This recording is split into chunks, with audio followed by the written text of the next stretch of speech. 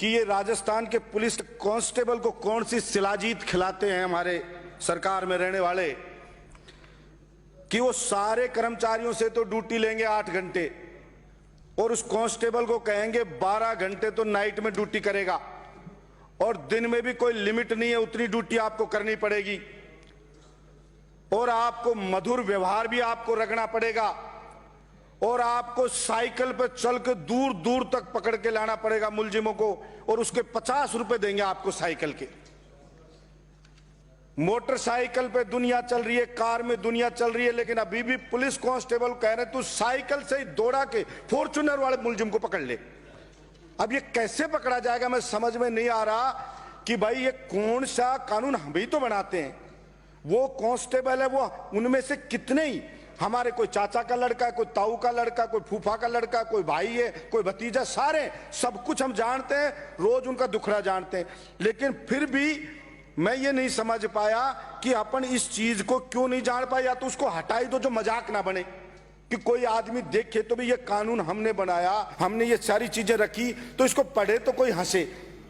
तो मैं आपके माध्यम से सरकार से ये मांग करता हूं कि उस कांस्टेबल को भी इंसान समझा जाए। मैंने पिछली दफा भी सदन में कहा था मैं कोई वकालत पुलिस की नहीं कर रहा, लेकिन जो ईमानदारी से जीना चाहता है, जो कांस्टेबल ड्यूटी करना चाहता है, वो शपथ लेता है कि मैं ईमानदारी के साथ अपने फर्ज को निभाऊंगा, तो उसको अपने उसकी उस शपथ को तोड़वाने पर सरकारें क्यों मजबूर करती है कि वो जाएगा रोडवेज में तो जाएगा, हरियाणा में पास मिलता है, पंजाब में मिलता है। पिछली बार मैंने सदन में कहा इतना दिन गुजर गया, मुझे नहीं पता किसी के जू भी नहीं रहेंगी है, कोई उसके अंदर कोई चाल चली हो तो कुछ उसको फायदा मिला हो तो कुछ नहीं मिलेगा। खाने का पैसा, सभापति महोदय मैं कह रहा था पहलवान को 5-5 किलो घी देते हैं गांव वाले, और यहाँ कांस्टेबल को AK-47 वाले गुंडे से लड़ने के लिए, जो रोजाना चिकन मटन खाता है गुंडा, उससे लड़ने के लिए उसको 65 रुपया रोज के दिए जाते हैं। मैं जो उसका अलाउंस वो दिया जाता है, भैया तू इसमें दोनों टाइम रोटी खा ले। अब मुझे ये बता दे कोई यहाँ पे बैठा आदमी कि 65 रुपए के अंदर उसको रोज दिन में कहाँ रोटी खिलाई जा सकती है, कहाँ की रोटी खाए? तो उसको कहते तेरे पेट के गांठ बांध ले पर दौड़े जा लड़े जा। और मलाई चाटते कुछ पुलिस के अधिकारी।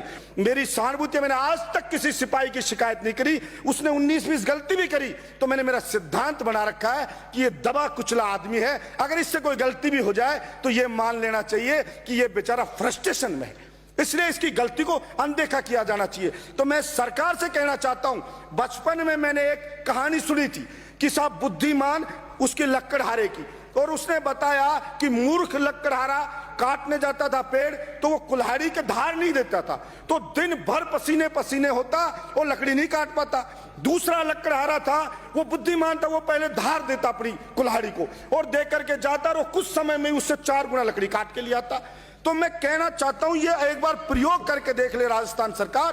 पुलिस वाले को आप ड्यूटी दे रहे हो 12 घंटे, फिर के तामील करवा, उसको पकड़ धरना होगा, पर एक बार उसकी 8 घंटे ड्यूटी कर दो, उसको अच्छा वेतन दो, तो वो कांस्टेबल है, उसको रोज कहते हो भूखा मर, लड़ गुंडों से। वो अगर वो मर गया तो पुरानी पेंशन स्कीम भी नहीं देते हो, मर गया ना तो उसका जो पैसा जमा हुआ है 40% उसको भी हड़प लेगी सरकार, देगी नहीं उसको कोई पेंशन, उसको कोई शहीद का दर्जा नहीं दिया जाएगा, उसको कुछ मिलेगा नहीं। अरे भाई ये भी फोर्स का आदमी है, वो बॉर्डर पे लड़ रहा है, वो भी फोर्स का आदमी है, ये भी फोर्स का आदमी है, वो वहां लड़ रहा है, ये असामाजिक तत्वों से यहां लड़ रहा है, तो इस बेचारे के साथ भेदभाव क्यों? इसको क्यों नहीं दिया जाए शहीद का दर्जा, वो पैकेज क्यों नहीं दे सरकार? अरे भाई कितने एक लोग शहीद होते हैं, तो इससे कंगाल हो जाएगी सरकार, उन्हें लेकिन नहीं देंगे।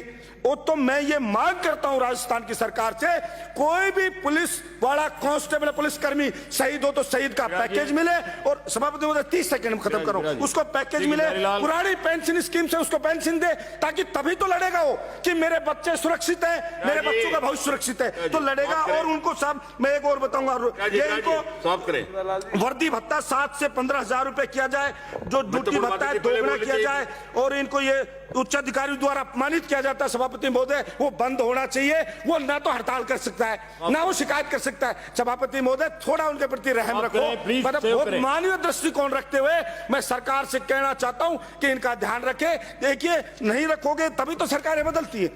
अगर सब सरकारें सही सही काम करें तो आप उधर नहीं जाते और आप इधर नहीं आते। इसलिए एक बार थोड़ा सहानुभूति रखते हैं। उनकी जो भी मांगे मैं आपको टेबल कर दूंगा। उनकी जो भी मांगे मैं समझता हूं कि उनकी मांगों को पूर्ति किया जाएगा और उनको रियायत के ऊपर जिले मुख्यालय पे प्लॉट भी सरकार देगी, ऐसी मैं अपेक्षा रखता हूं। बहुत से लोगों को देता हूं। धन्यवाद सभापति।